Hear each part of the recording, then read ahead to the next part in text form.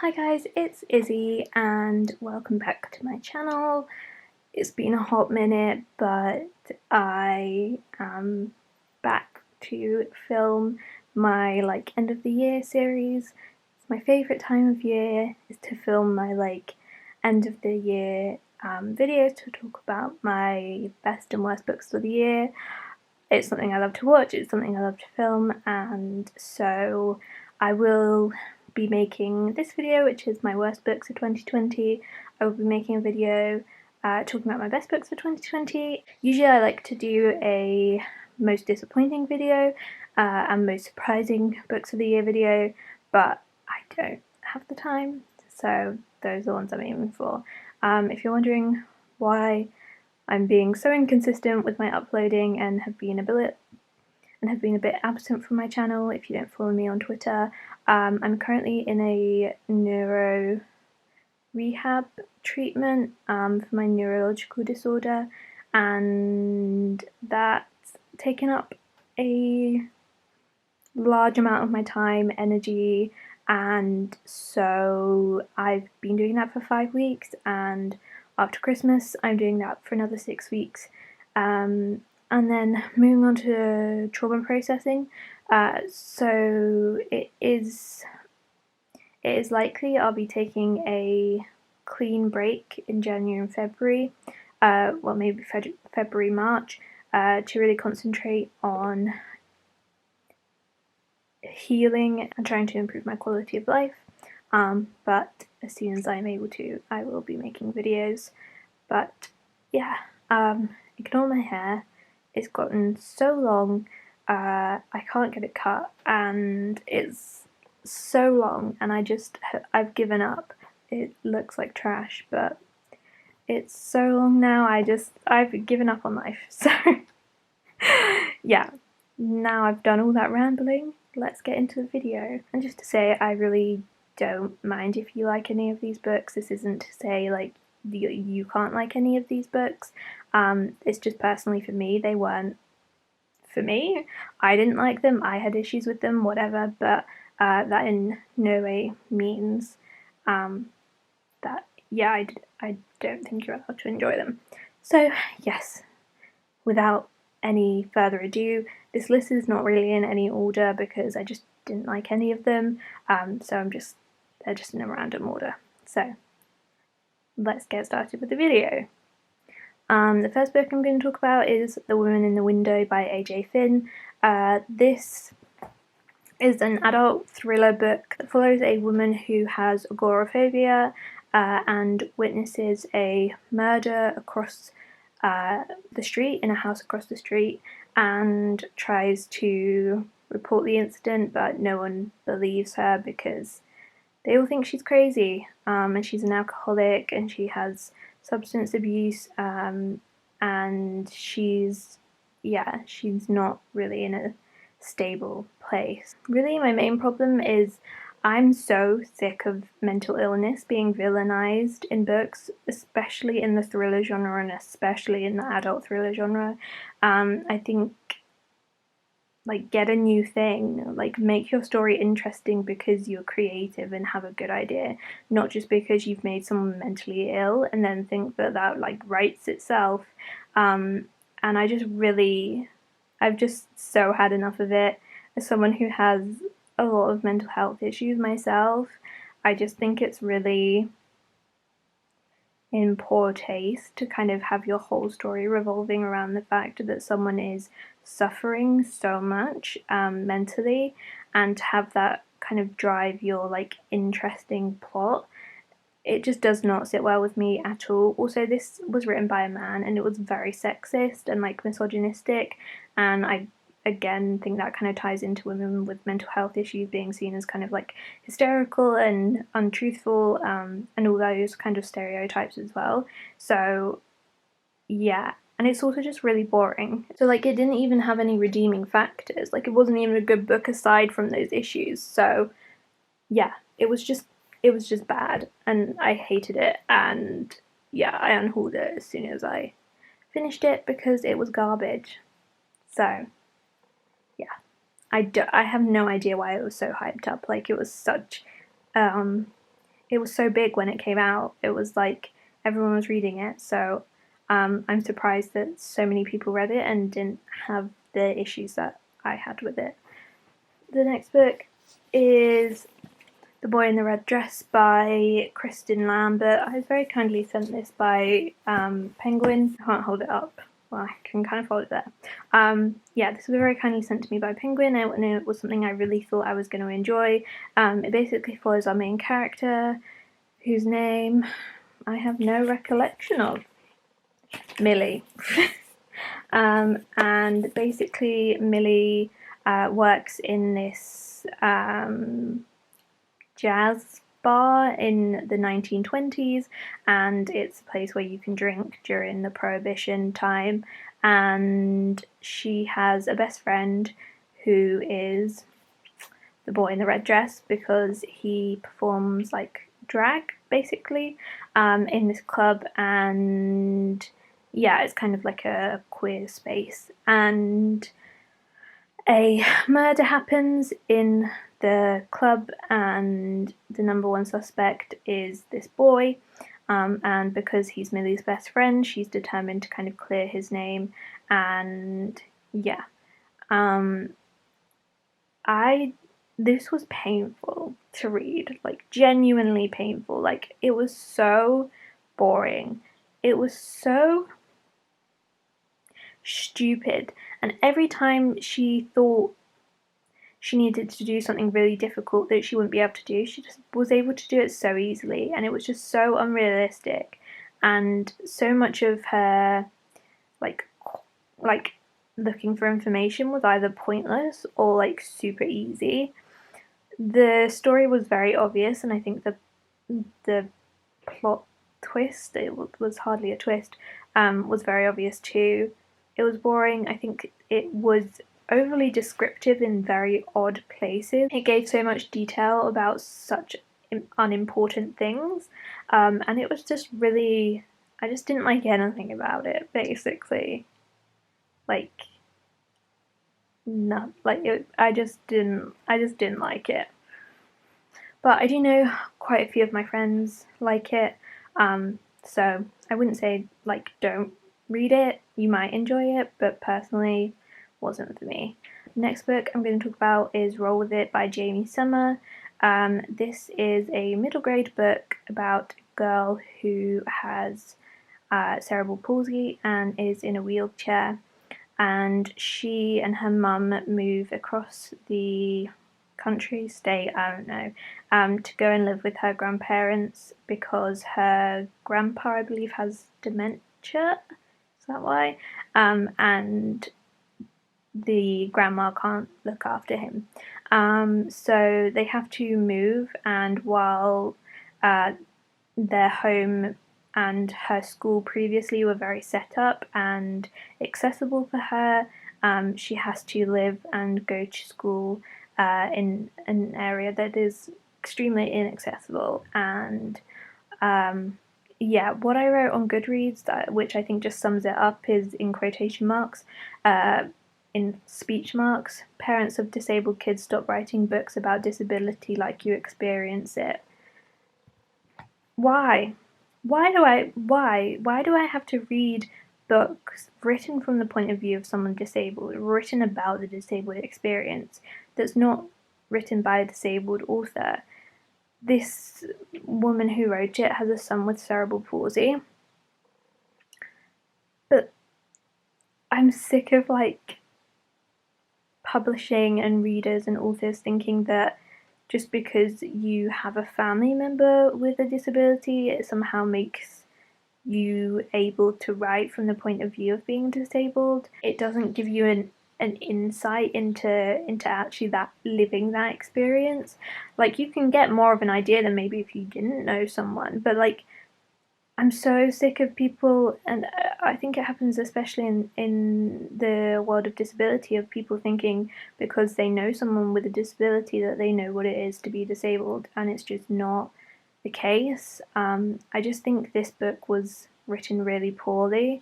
It was just so obvious that it wasn't an authentically written book by a disabled person, because the things that were pointed it out as like the worst thing ever was things like having an adult accompany you, which really is not the worst thing and is actually really just a normal thing for disabled people, and not something that is really difficult to deal with in any way. And she just pointed out, and I struggle to remember because I did read this in April, but I just recall her like pointing out really weird things that, from an outside perspective, probably seem like they would be really annoying, but actually when you're in well, like when you're disabled, it actually don't matter at all.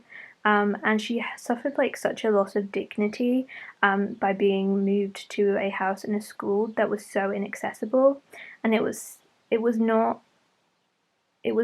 challenged in any way that she was being forced to give up so much of her independence for the sake of other people. And again, like that's just an issue I have with like the sacrifice that disabled people have to make, and they have to make it without complaint, and we have to like be grateful to be given an ounce of like accessibility and like just independence. And yeah, I'm so tired. I'm so tired of people thinking they understand the disabled experience when they don't. I can't. I, oh, it just makes me so angry. Yeah, I can't remember all the details, but it was just full of like ableism and like inspiration porn and dis- the disabled character having to sacrifice so much and give up so much. To summarize, parents of disabled kids, stop writing books about disability like you experience it challenge. Please just publish people who are disabled. Like, I am begging. I am begging you. So, yeah, as you can tell, not a fan. The next book I'm going to talk about is Forget This Ever Happened by Cassandra Rose Clark. I was very kindly sent an arc for this by Holiday House, but sadly I did not enjoy it at all. It's a sort of contemporary sci-fi book that follows what's her name, Claire, in the 90s, and she, for the summer, is going to her grandmother's house to kind of look after her while she's off of school. And it's in this like really small town, and like, yeah, she doesn't really know her grandma that well, and it's not something she wants to do, but yeah, her mum makes her do it. And there she meets a girl called Julie, and basically aliens live in this town. Yeah, I know. It's weird. And if you leave the town, you forget this like town secret, which is that there's these like monster alien things living in this town, which is why it's called Forget This Ever Happened, because as soon as you leave town, you forget this ever happened. I wish I could forget that this book ever happened. It was so dull.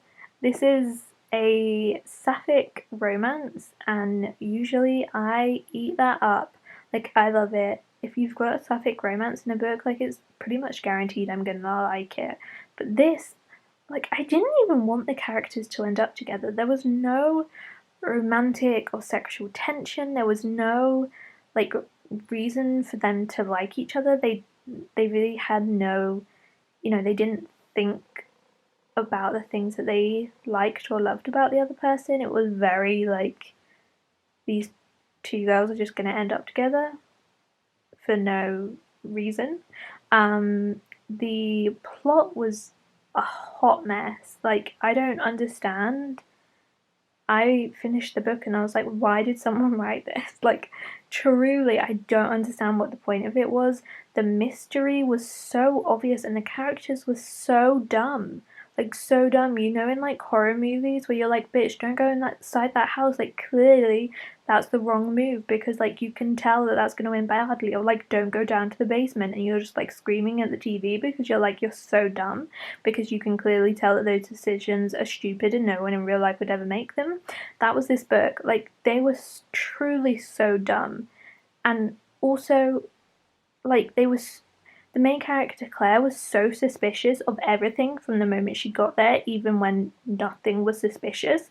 And then when really suspicious stuff started happening, like she just didn't clock it at all, like didn't think anything of it. And I'm like, how can someone be so simultaneously so suspicious and so dumb and like unaware of what's happening around her? It was truly mind blowing how the author managed to put those two traits into one character. I mean, I'll give her that. I'll give her props for that. It was quite a feat of writing for that to happen. And yeah, like I said, the romance sucked, the plot sucked, the mystery sucked, the characters sucked. I just, there, for me, there was no redeeming qualities, like, at all. The next book I'm going to talk about, sorry if there was a slight angle change, I had to switch SD cards. Anyway, back to what I was saying. Yes, My Sister the Serial Killer by Oyinkan Braithwaite. This is a very popular book by the looks of it. Like it's got 160,000 ratings on Goodreads, which is a lot. And so I was really excited to read this. It's got an interesting concept. It basically follows our main character, Cordy, I think, whose sister is a serial killer. And basically she's killed like 3 of her boyfriends or 2 of her boyfriends. So basically when her sister is finished with a man, she like kills them. And Cordy helps to clean up and helps to keep her sister safe because it's her baby sister and she wants to protect her. And Cordy works as a nurse and she has had a crush on one of the doctors there for a long time and really likes him and thinks he's wonderful. And then her sister comes to visit her at work and asks this doctor out on a date. And Cordy is in a conundrum then because she knows that eventually her sister will kill this man, but she also doesn't want to turn her sister in or have her sister face repercussions. I thought this was gonna be super engaging, super interesting. It's really short, so I thought it was gonna be like super fast paced. It's only 226 pages. And again, I think my Goodreads sums it up. I just said, I think I'm just dumb because I have no idea what the point of this book is. I don't know. Like, there's no mystery, there's no questions, there's no plot aside from Cordy knowing that her sister will kill someone. But I don't even know how to talk about it because I don't understand what the point of the book is, because it's just like Cordy knowing her sister kills people and that's it. Like there's no, like, everything we're told in the summary and what I just told you and what is written, in the blurb of the book and what is established in the first, 20 pages, that information doesn't change. We don't get new information. We don't examine what we know. We don't explore what we know. There's no action. I just truly don't understand what the point of the book is. Like that's all I've got to say is like if you know, please tell me. Like, am I just a dumb bitch or is this like really? It just felt like a pointless book, basically. So yeah, I was not a big fan. And the next book I'm going to talk about was also kindly sent to me by HMH Teen, and that was Under Shifting Stars by Alexandra Latos. This is a book that follows twins, Claire and Audrey, and it is following them after the death of their older brother. And Audrey is autistic and has started at a school for like disabled students, you know, like a special school. I don't know, I don't know what their official names are. And Claire, her twin, is really relieved that Audrey has now started at a different school to hers because she didn't really want to be associated with Audrey, and like the way in which Audrey was bullied, like Claire was kind of a freak by association because she was Audrey's twin. And then Audrey asks if she can go back to her old school where Claire goes because she doesn't want to be apart from Claire, and Claire does not want that to happen. And it kind of follows the fracturing of their relationship as they are kind of grieving this death, but also realizing that they are two very different people and maybe, you know, not going to have a good relationship. Claire is also discovering her own sexuality and gender identity. And yeah, Claire, along the way, dates a non binary classmate and discovers that she is like gender fluid, so sometimes she feels like a boy and sometimes she feels like a girl. And yeah, I was really excited to read this book for both the autistic and gender fluid rep, but after reading this, I found out that the author isn't own voices for either of those identities as far as she's spoken about it.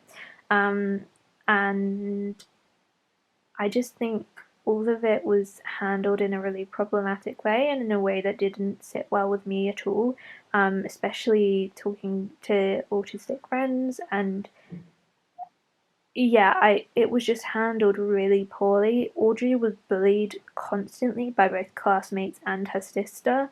Her sister is awful to her. Claire is literally terrible to Audrey, and it doesn't ever really feel resolved. It doesn't, you know, there's kind of this like makeup, but it feels very flat because it doesn't feel like Claire has actually reflected on why the way she acted was so awful and like the repercussions of her actions and what her actions actually, you know, the damage her actions actually did.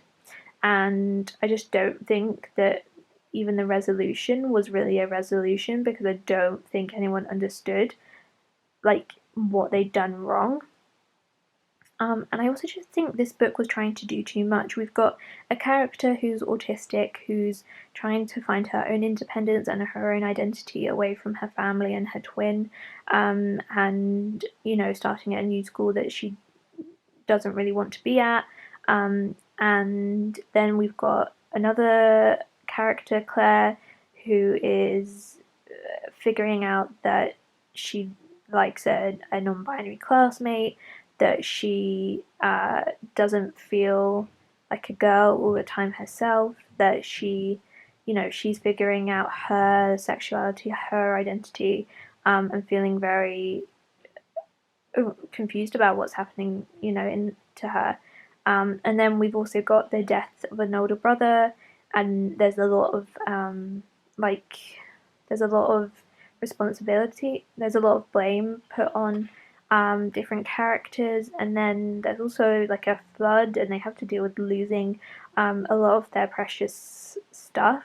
And you know, then there's this relationship between Claire and Audrey, and them, you know, being twins but wanting to have their own identity, and like it was just tackling so much, but it did all of it so poorly. And I just think like this book is like less than 300 pages, and I don't think even if the topics had been handled well, you could really give enough time and to each of these topics in such a short amount of time. And just like the way Claire explored her gender identity was so odd and like not realistic at all, and made me feel really uncomfortable because like it's just not how I would want someone to think queer people act. And like that's the way in which they explore their identity, because I just don't think that's accurate whatsoever. And yeah, the autistic rep was terrible. You know, it was never really challenged the way in which people treat Audrey. And yeah, I just think it was really poorly written, and I just think that, again, I'm not really sure why authors believe it is up to them to write. So, you know, the book was about these experiences, was about being autistic, was about finding out your gender identity. It wasn't a book with those elements in it. You know, it wasn't like a fantasy book where they just happened to have an autistic character and a character figuring out their gender identity. Like, that was the focus of this book. That was what this book was about. And I don't feel comfortable with someone writing so detailed a narrative about something that they haven't experienced and haven't understood. And yeah, I just don't think, yeah, I'm just tired of authors, yeah, thinking they can write an experience which they clearly do not understand. And while there was a few other books that I really didn't enjoy, that's the last one I'm going to talk about in depth. I'm just going to give a few honourable mentions to Honour Among Thieves, which was a sci-fi book which bored me to literal tears. Good Wives, which is the sequel to Little Women, which I adore. Little Women, you know, it's about 3 young women who love each other, you know, love their sisters, who love their independence and their creativeness and their wisdom and their life. And Good Wives is just like them losing all personality because they want to marry a man. And it just really like ruined. Yeah, I'm just like never gonna read it again or think about it again, because I just want them to be like young and free and independent women in my brain forever. And finally, A Deadly Education, which is like the new Naomi Novik book that came out this year, which I got 50% through the arc of and couldn't finish it because I hated it so much. All of these I've talked about in my wrap-ups this year, and A Deadly Education I only read 50% of, which is why I didn't talk about it in this video, but it is one of my most hated books of the year as well. So yeah, those are all the books that I really thought sucked this year. If you liked any of these, I'm so happy for you. If you didn't like these books, chat about it with me in the comments, and let me know what some of your worst books of the year were. I love to know about people's worst books. I find it just as interesting as best books, but I am looking forward to filming my best books video, best books of 2020 video, because I love rambling about all my favourite books. So yeah, once again, sorry for being kind of inconsistent and all over the place with my upload schedule, but we've just got to roll with it. And not like the book, roll with it, which I despise. So yeah, I hope you're all having a wonderful holiday season, or as wonderful as it can be, that you're all staying safe and healthy.